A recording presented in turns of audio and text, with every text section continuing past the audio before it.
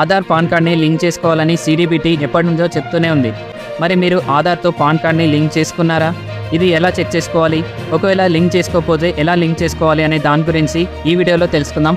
So ఈ వీడియోని skip చేయకుండా లాస్ట్ వరకు చూడండి. అంతేకాకుండా మీరు కనుక మా ఛానల్ని సబ్స్క్రైబ్ చేసుకోకపోతే ఇప్పుడే సబ్స్క్రైబ్ చేసుకోండి. చాలామందికి తమ పాన్ కార్డ్ని ఆధార్తో లింక్ చేసుకున్నారో లేదో తెలియదు.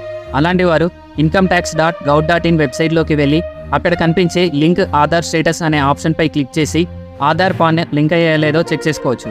ఒకవేళ అవి లింక్ అయ్యి లేకపోతే ఇదే వెబ్సైట్లో లింక్ చేసుకోవచ్చు. సో దానికోసం లింక్ ఆధార్ అనే ఆప్షన్పై క్లిక్ చేయాలి.